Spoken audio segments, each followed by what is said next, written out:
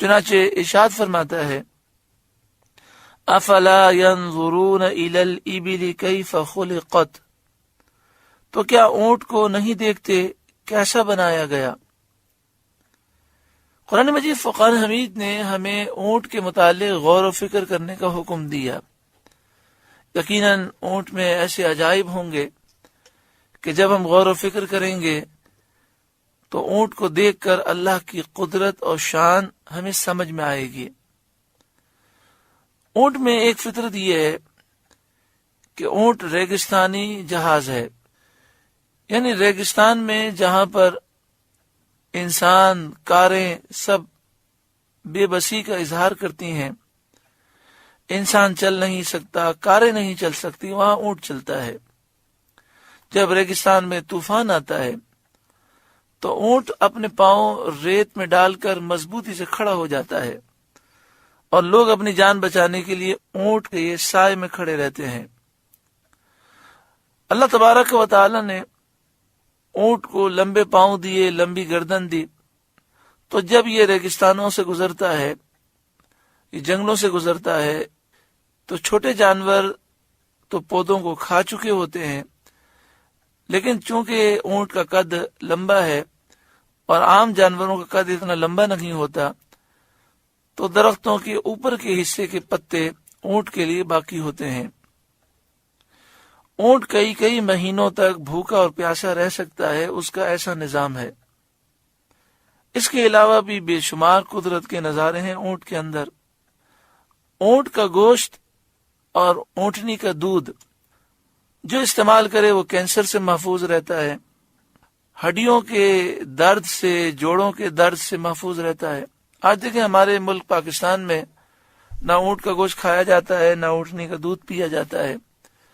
تو ہر آدمی جس کی عمر 40 سال سے اوپر ہوتی ہے، گھٹنوں میں درد، ہڈیوں میں درد، جوڑوں میں درد، لیکن ہم نے عرب کے لوگوں کو دیکھا 80 سال کے ایسے افراد جن کا وزن بھی بہت زیادہ ہوتا ہے، لیکن ان کے جسم کی ہڈیوں میں درد نہیں ہوتا، بلکہ اونٹ کے دودھ کے اندر اللہ تعالیٰ نے وہ کیمیکل رکھے ہیں کہ جسم کی کئی بیماریوں کو وہ دور کر دیتے ہیں۔ افلا ينظرون الى الابل كيف خلقت، تو کیا اونٹ کو نہیں دیکھتے کیسا بنایا گیا؟ وَإِلَى السَّمَاءِ كَيْفَ رُفِعَتْ، اور آسمان کو کیسا اونچا کیا گیا بغیر کسی ستون کے، پلر کے۔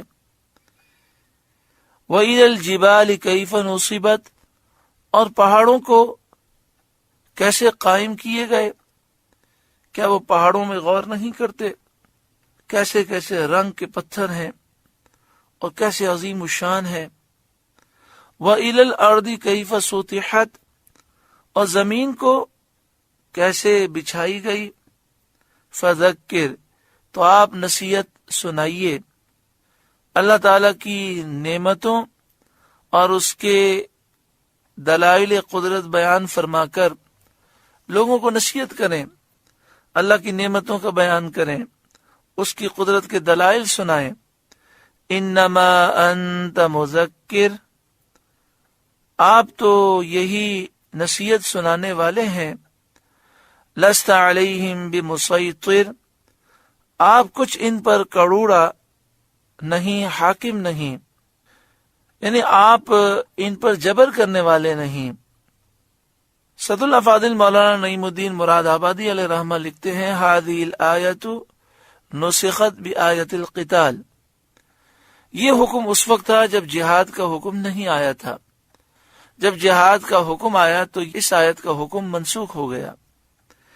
الا من تولی وکفر، ہاں جو منہ پھیرے اور کفر کرے، جو ایمان لانے سے منہ پھیر لے اور نصیحت کے بعد بھی کفر کرے، فَيُعَذِّبُهُ اللَّهُ الْعَذَابَ الْأَكْبَرَ، تو اسے اللہ بڑا عذاب دے گا، یعنی اللہ آخرت میں بڑا عذاب دے گا کہ اسے جہنم میں داخل کرے گا۔ ان الینا ایابہم، بے شک ہماری ہی طرف ان کا پھرنا ہے، مرنے کے بعد سب ہماری ہی طرف آئیں گے۔ ثم ان علینا حسابہم، پھر بے شک ہماری ہی طرف ان کا حساب ہے، پھر بے شک ہم ہی ان کا حساب لیں گے۔ سورۃ الغاشیہ کا درس مکمل ہوا۔ اللہ رب العالمین اس سورہ مبارکہ کی نصیحتوں پر ہمیں عمل کی توفیق عطا فرمائے۔